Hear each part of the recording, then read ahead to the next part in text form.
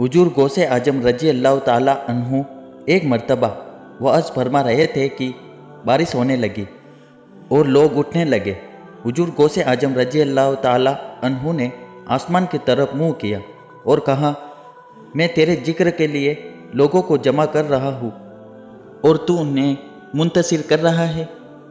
इतना कहना ही था कि बारिश फौरन थम गई और जलसा गाह के बाहर बदस्तूर जारी रही, मगर जलसा गाह में बारिश बिल्कुल बंद हो गई।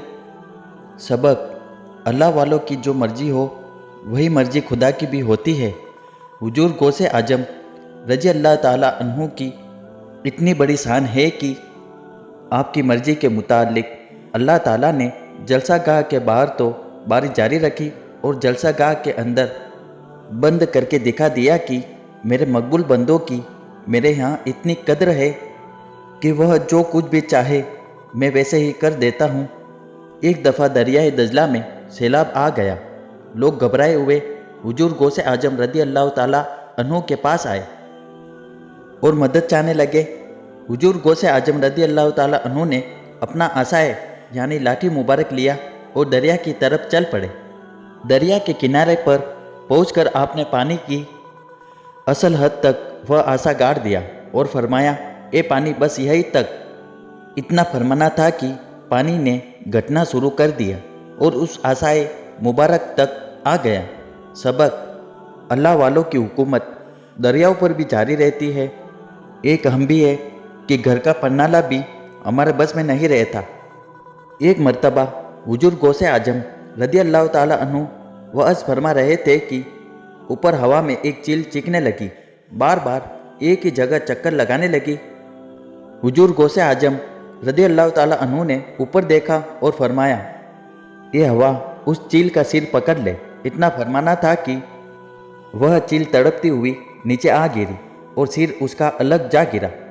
फिर जब आप वअज़ फरमा चुके तो उस मुर्दा चील के पास तशरीफ लाए और उसका सिर और धड़ पकड़कर इकट्ठा किया और फरमाया, बिस्मिल्लाहिर्रहमानिर्रहीम। इतना फरमाना था कि चील जिंदा हो गई और हवा में उड़ गई। इस वाक्य को सारे मजमे ने देखा। सबक, हुजूर गौसे आजम रदी अल्लाह ताला अन्हु को अल्लाह ताला ने यह शान बख्शी थी कि अल्लाह की इज़्न व अता से जिंदों को मुर्दा और मुर्दों को जिंदा फरमा लिया करते थे। हुजूर गौसे आजम रदी अल्लाह ताला अन्हु का इल्म एक मर्तबा हुजूर गौसे आजम रदी अल्लाह ताला अन्हु ने फरमाया, अगर मेरी ज़ुबान पर शरीयत की रोक न हो तो तुम अपने घरों में जो जो कुछ खाते हो और जो जो कुछ जमा रखते हो मैं उन सब की खबर दे दूँ। तुम सब मेरे सामने उन कांच की बोतलों की मानिंद हो जिनका बाहर भी नज़र आता है और जो कुछ उन बोतलों के अंदर है वह भी दिखाई देता है। सबक, हुजूर गौसे आजम रदी अल्लाह ताला अन्हु का इल्म इस कदर वसी था कि जाहिर व बातिन की कोई शय उनसे छुपी नहीं रही। फिर अगर वह शख्स जो एक बोतल का जाहिर भी बगैर ऐनक के न देख सके यूँ अल्लाह वालों के इल्म पर एतराज करने लगे तो किस कदर बेखबर है। यह भी मालूम हुआ कि हुजूर गौसे आजम रदी अल्लाह ताला अन्हु का यह कमाल इल्म हुजूर सरवर आलम सल्लल्लाहु अलैहि वसल्लम की मोहब्बत व पैरवी की बदौलत है। फिर जिस जात के गुलाम का इस कद्र वसी इल्म है तो खुद उस जाते गिरामी के उलूम की वसअत का क्या आलम होगा। आप हुजूर गौसे पाक की बचपन की कुछ करामतें। जब आप माँ के पेट में ही थे तो एक साइल ने आकर सदा लगाई। उस बदबख्त ने देखा कि औरत अकेली है तो अंदर घुसा चला आया।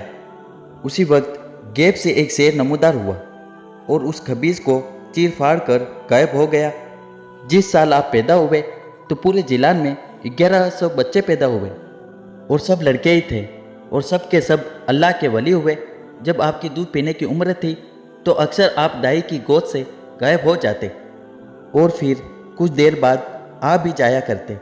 जब आप कुछ बड़े हुए तो एक दिन आपकी दाई ने पूछा कि बेटा अब्दुल कादिर, ये बताओ, जब तुम छोटे थे तो अक्सर मेरी गोद से गायब हो जाते थे, आखिर तुम जाते कहाँ थे? तो हुजूर गौसे पाक फरमाते हैं कि दाई माँ, मैं आपसे खेलने की गर्ज से सूरज के पीछे छिप जाता था जब आप मुझे ढूंढती और ना पाती तो फिर मैं खुद ही आ जाया करता। तो वो फरमाती हैं कि क्या अब भी आपका वही हाल है? तब हुजूर गौसे पाक फरमाते हैं कि नहीं नहीं, वो तो मेरे बचपन और कमजोरी का आलम था। अब तो हाल ये है कि उस जैसे हजारों सूरज अगर मुझ में समा जाए तो कोई ढूंढने वाला उन्हें ढूंढ नहीं सकता कि कहाँ खो गए। सैयदना शेख अब्दुल कादिर जिलानी बगदादी रदी अल्लाह ताला अन्हु जब आप 4 साल के हुए तो आपकी वालिदा माजिदा ने बिस्मिल्लाह खुआने के लिए आपको मकतब में भेजा, जहां आपके उस्ताद ने फरमाया कि बेटा पढ़ो बिस्मिल्लाहिर्रहमानिर्रहीम। तो आपने बिस्मिल्लाह से जो पढ़ना शुरू किया तो पूरे 18 पारा पढ़कर सुना दिए। उस्ताद ने हैरत से पूछा कि बेटा ये आपने कब और कहाँ से सीखा? तो हुजूर गौसे पाक फरमाते हैं कि मेरी माँ 18 पारों की हाफिजा है, जिसे वो अक्सर विर्द किया करती है, तो मैंने उनके पेट में रहते हुए सब सुनकर याद कर लिए। एक मर्तबा रमज़ान शरीफ के चाँद के बारे में कुछ इख्तिलाफ पैदा हो गया। बाज़ लोग कहते थे कि चाँद हो गया, बाज़ कहते थे नहीं हुआ। हुजूर गौसे आजम की वालिदा ने इरशाद फरमाया कि मेरा यह बच्चा जब से पैदा हुआ है रमज़ान शरीफ के दिनों में सारा दिन दूध नहीं पीता। आज भी चूँकि अब्दुल कादिर ने दूध नहीं पिया, इसलिए रात को वाकई चांद हो गया है। चुनांचे फिर तहकीक करने पर यही साबित हुआ कि चांद हो गया है।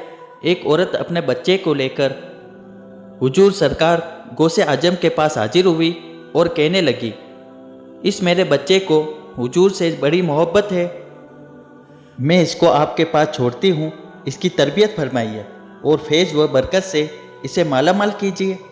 चुनांचे वह औरत अपने बच्चे को हजरत गौसे आजम की खिदमत में छोड़ गई। कुछ दिनों के बाद अपने बच्चे को देखने के लिए आई तो देखा कि उसका बच्चा कमज़ोर हो गया है और जो कि खुश्क रोटी खा रहा है।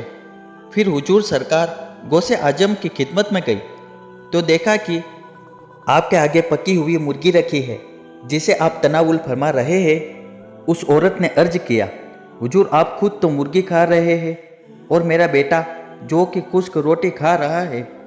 हुजूर गौसे आजम ने उस खाई हुई मुर्गी की हड्डियों पर अपना हाथ रखा और फरमाया कुम बिइज़्निल्लाह। इतना फरमाना था कि वह मुर्गी जिंदा होकर बोलने लगी। हुजूर गौसे आजम ने फरमाया, देखो जब तुम्हारा बेटा भी इस दर्जे तक पहुंच जाएगा तो जो चाहे खाया करेगा। हुजूर सरकार गौसे आजम को अल्लाह ताला ने यह शान अता फरमाई है कि मुर्दों को कुम बिइज़्निल्लाह फरमाते तो वह जिंदा हो जाते थे। हुजूर गौसे आजम अभी बच्चे ही थे कि आपको इल्म का और मकबूलाने हक की सोहबत का शौक़ पैदा हुआ। आपने अपनी वालिदा से अर्ज किया कि अम्मी जान मुझे इजाज़त दीजिए ताकि मैं बगदाद जाकर इल्म दीन हासिल करूं। वालिदा ने फरमाया, बेटा जाओ, इजाज़त है। फिर 40 दिनार लेकर हुजूर गौसे आजम को दिए कि लो यह खर्च के लिए साथ लेते जाओ। हुजूर गौसे आजम ने वह दिनार ले लिए और एक बटुए में सीकर कमर के साथ बांध दिए। बगदाद जाने के लिए तैयार हो गए। वालिदा ने रुखसत करते वक्त इरशाद फरमाया कि बेटा हमेशा सच बोलना और झूठ से हमेशा किनारा कस रहना। हुजूर गौसे आजम वालिदा से रुखसत पाकर एक काफिले के हमरा बगदाद को चल दिए। काफिला एक जंगल में पहुंचा तो 60 घुड़सवार डाकुओं ने इस काफिले पर हमला कर दिया। काफिले को लूटना शुरू कर दिया। एक डाकू हुजूर गौसे आजम के पास भी आया और कहा, ओ फकीर लड़के, बता तेरे पास भी कुछ है? हुजूर गौसे आजम ने फरमाया, हाँ मेरे पास 40 दिनार है। डाकू ने पूछा, कहाँ है? फरमाया, यह कमर में बंधे हैं। डाकू ने इस बात को मजाक समझा और चला गया। फिर दूसरा डाकू आया और उसने भी आपसे यही सवाल किया और आपने उसे भी यही जवाब दिया। वह भी मजाक समझकर चला गया।